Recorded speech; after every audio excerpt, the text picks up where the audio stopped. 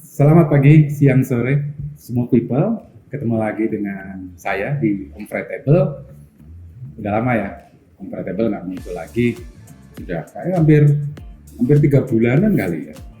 Ya, mohon maaf karena memang kesibukan dari saya yang akhirnya produksi tentang Comfortable jadi agak tersendat gitu. Tapi memang ini saya membuat ini sebenarnya tidak ada rencana. Kita langsung baru kemarin saya bilang ke tim kreatif saya bilang, ayo kita bikin video tentang Compatible. Ya ada sebuah bahasan yang harus saya bahas. Dan ini memang ada beberapa rangkuman pertanyaan-pertanyaan dari teman-teman, baik melalui WA maupun melalui di komunitas tentang apa sih cerutu, apa sih enaknya cerutu, apa perbedaan cerutu dengan rokok. Memang itu pertanyaan-pertanyaan penting ya. Tapi untuk saat ini saya lebih mementingkan tentang apa sih rasanya cerutu, dan itu menjadi sebuah pertanyaan yang paling buat saya paling banyak dan paling mendasar ya bagi banyak orang yang ingin mencoba cerutu atau ingin berpindah dari rokok ke cerutu, atau bahkan orang yang pengen dan dia memang belum pernah merokok pengen merasakan cerutu.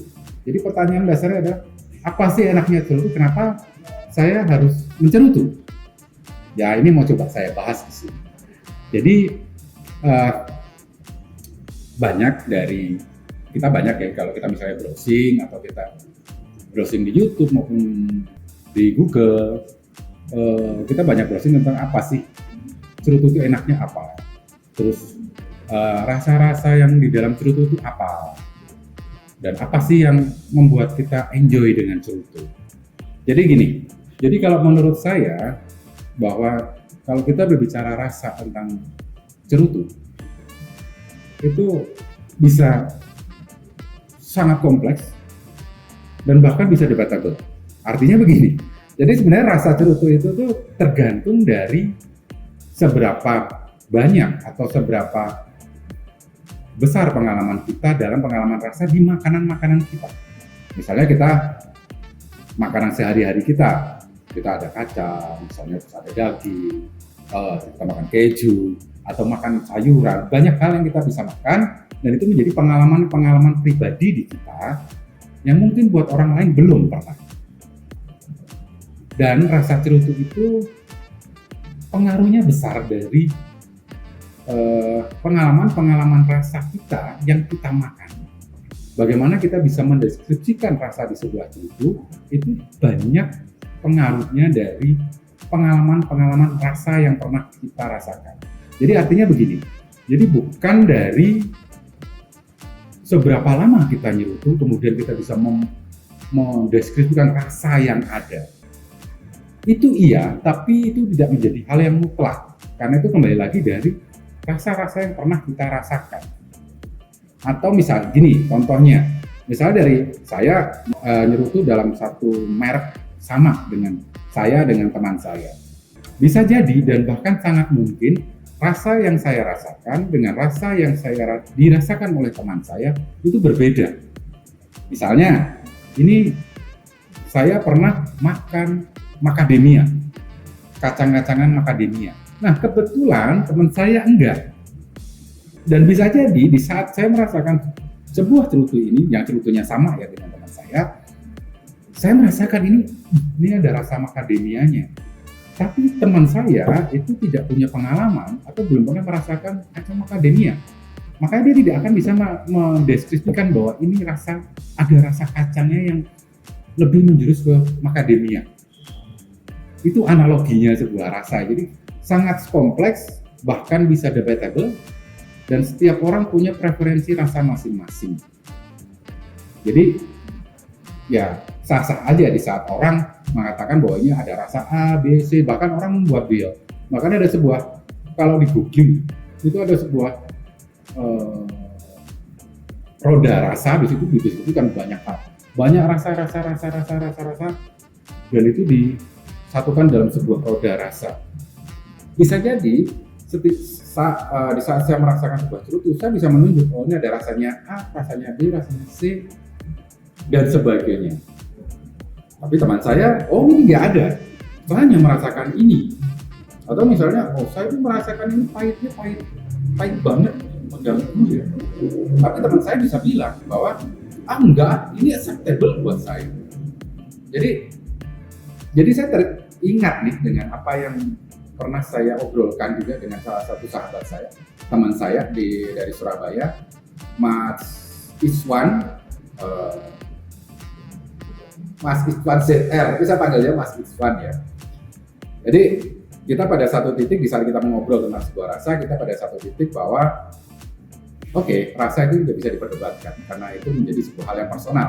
Dan di saat kita istilahnya kita mereview sebuah cerutu, mungkin kami berdua sepakat bahwa kita nggak perlu terlalu mendetail atau terlalu menjurus tentang sebuah rasa bla bla bla.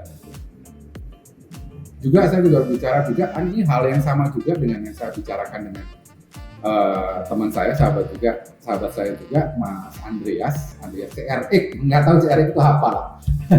Tapi dia salah satu founder dari komunitas cerutu di Indonesia. Ya halnya yang sama, bahwa rasa itu bukan hal yang bisa diperdebatkan karena itu menjadi hal yang personal banget gitu. Jadi saya setuju dengan pendapat dua orang sahabat saya ini. Tapi saya ada sedikit tambahan bahwa kenapa saya juga setuju dengan pendapat mereka. Karena menurut saya cerutu itu dari rasa-rasanya kita bukan pentingnya, yang terpentingnya bukan di sebuah rasa-rasanya itu, tapi terpentingnya adalah bagaimana sebuah cerutu ini dapat menyamankan kita, dapat membuat kita enjoy. Kita kan sebenarnya cerutu ini kan salah satu cara bagaimana kita menikmati nikotin sebenarnya. Jadi sebenarnya cerutu itu salah satu cara bagaimana kita meningkatkan asupan nikotin di kita.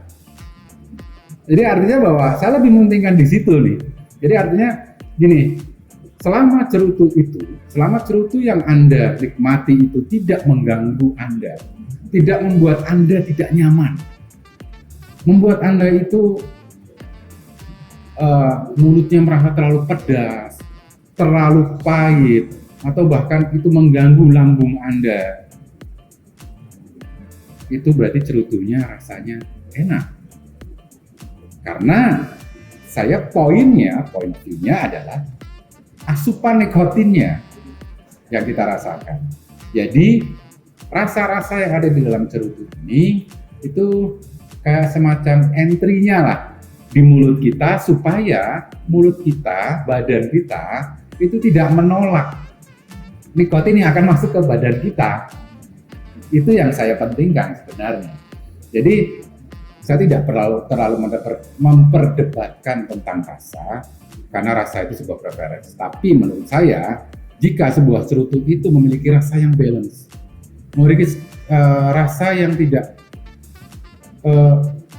mengganggu kita, tidak mengganggu mulut kita, dan masuk di mulut kita dan masuk ke tubuh kita itu nyaman, kemudian kita merasakan cerutu itu enjoy buat kita, merasakan nyaman, merasakan kita itu santai, fresh, itu cerutu yang baik. Itu yang paling saya pentingkan di dalam sebuah cerutu. Walaupun tetap kita tidak bisa mengesampingkan sebuah rasa, karena bagaimanapun juga di saat kita nyedot, di saat kita menikmati cerutu, tetap harus ada rasanya, tapi rasanya itu bukan hal yang diperdebatkan. Selama rasa itu membuat Anda itu bisa enak aja di mulut, pecah di mulut, Anda tidak perlu harus memperdebatkan bahwa ini rasanya ini, oh tidak, ini rasanya ini, enggak, saya tidak menemukan rasa ini, tidak.